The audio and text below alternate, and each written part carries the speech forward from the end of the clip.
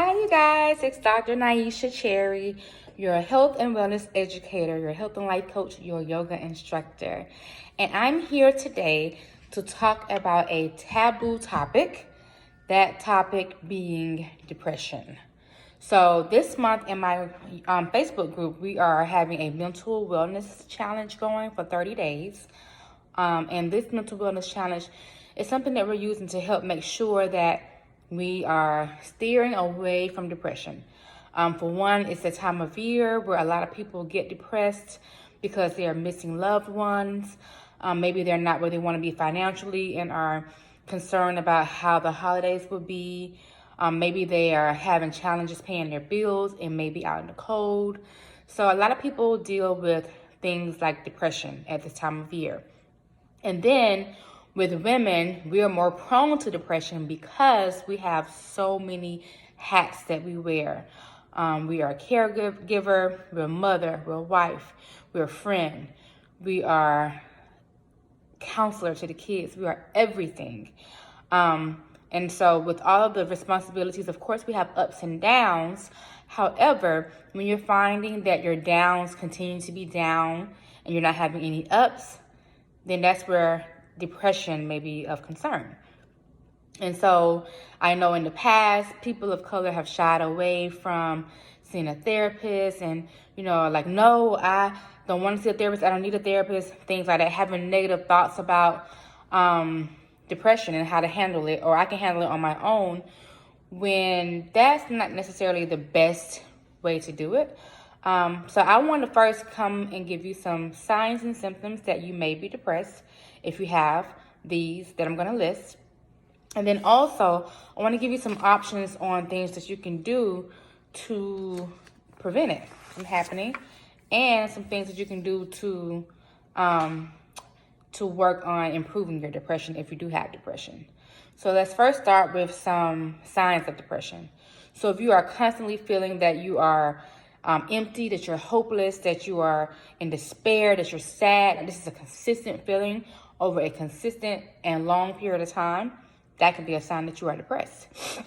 If you're always irritable, anxious, or guilty, that's an example of a sign of depression. If you are losing interest in activities that you normally find pleasurable, that's a telltale sign as well. Perhaps you are not able to concentrate or remember details, or you're having suicidal thoughts or attempts at suicide. If you're like having sleep disturbances, you're not sleeping enough, or you're sleeping too much, or you're having insomnia, those are signs of depression. If your appetite is changing, maybe you're eating a lot more, or maybe you're eating a lot less. Either way, that can be a sign of depression. Perhaps you have some physical symptoms like you have aches and pains, you have cramps, you have tenderness in your breast, you have headaches, your digestive system is not working properly. Those can all be signs of depression. Now, keep in mind that we're talking about over time, constant down and low feeling versus going up and down. You are having a lack of energy. So you're tired, you don't feel like doing anything. You're feeling out of control. Perhaps you're having mood swings and feeling tearful. You have panic attacks. You're feeling tension. Or maybe you're just not interested in daily activities and or relationships. Those are all symptoms and signs of depression. So if you're having a multitude of those, that's definitely a telltale sign. If you're constantly feeling low and down and out and not ever like getting a sense of being happy and on a high per se, that can be a sign that you are depressed. Now, of course, treatment options are to go and see a doctor. The only thing about going to see doctors is that a lot of times they prescribe medication, which I feel like there can be other ways to try to combat depression. But I mean, I've never been clinically proven as being depressed, so I don't really know. But going to see a doctor, going to see a therapist, those are some things that you can do. Get some medication to help you feel better, to help fight depression. Of course, remember that medications come with side effects. Some common side effects are nausea, headache, sleep disturbances, agitation, and sexual problems. So those are some examples of side effects you can get from taking antidepressants. Now, in addition to medication and or therapy, you can try some self-help strategies, which I am definitely a proponent of, being that I'm a health and life coach. And I feel like, there are other ways sometimes that we can combat illnesses that are not medicated. Now, of course, when things are overwhelming to a point where you have to do something immediately, medication, yes. But if you can opt out of taking meds, I would highly suggest you do so. And before you even start with the self-help, once you've been diagnosed, these are things that you can do really prior to diagnoses to prevent and ward off mental illnesses like depression. So some examples are, 1, don't keep your feelings bottled up. I have an issue with that because I always keep my feelings bottled up and then I finally release them out. And it's like, ah! And so don't keep them bottled up. Share with people you love, especially people you're close with. Find a support group. Luckily, I do have some people that I can rely on to talk to. I have a close-knit group of friends. I have cousins who I view as sisters, and I have a loving husband. So I do have people that I can share with. It's just that I don't always feel like I want to put my burdens on other people, because a lot of times I'm there to take on other people's burdens for them. So I have a hard time in sharing sometimes, but I've gotten better. Stay engaged in social activities and social functions. So, enjoy your life. Do things that you like to do. Engage with other people. Be social. Exercise regularly. I absolutely love exercising. I exercise most weeks 4 to 5 times.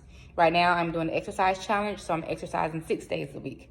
But I absolutely love exercising. It's like a really good stress reliever. Get enough sleep. 8 hours per night is what the typical doctor would tell you. Sometimes you may find that you need a little more or a little less, depending on your person, depending on you as a person. So keep that in mind. We're all different. We all require different needs. Bioindividuality is what that is termed. So I love getting good sleep. I go to bed and I try to get a good at least 7. I try to get at least 7. But sometimes it's harder to get that many hours of sleep when I have to get up early to go work out, because I prefer early morning workouts. And so I get up and I'm at the gym by 6 to get my regular exercise. And yeah, so sometimes my sleep gets a little taken away, but then I come back and take a nap. Meditate or try yoga or some other practice of relaxation. So I am a yoga instructor. I love yoga. So I do yoga a lot. I teach yoga. So that has also helped me, especially when dealing with my mom's passing and my grandmother's passing. People who are very dear to my heart. I had some issues I was battling. I think it was a slight case of depression. I was very angry and tired a lot. And so yoga helped me. As far as meditation, I'm trying to implement more of a meditation practice now. I'm not that great at it, but it's okay. Practice makes better. So I've definitely been doing that.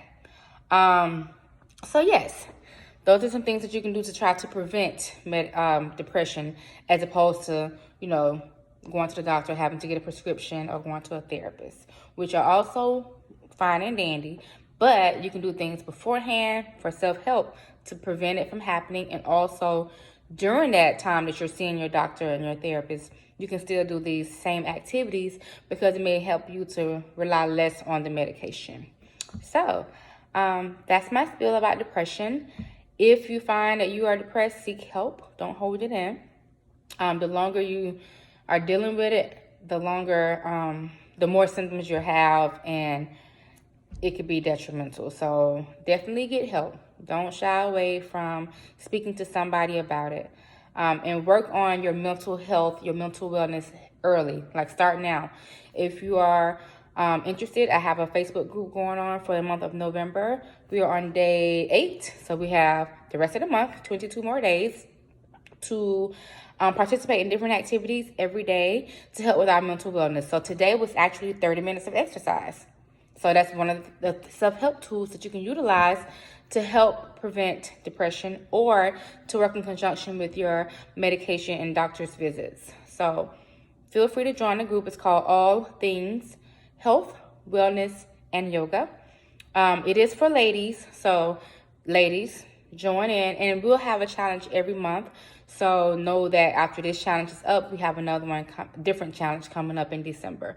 And you can always continue the challenges, and I always provide information. So if you find that you missed the November challenge, or you want to start over from the beginning, I do have that document in our files. So you can always go back and look and say, okay, this is what they did, I'm going to do it. I'm also here to help and support. And like I said, I am a health coach, health/life coach. I'm holistic. So I'm also available to help you. So feel free to reach out. And I look forward to hearing from you. If this video served you today, please feel free to like it, give me a thumbs up, subscribe to my page, share it with other people. I would love your comments and your feedback, and I look forward to hearing from you soon. Thank you so much.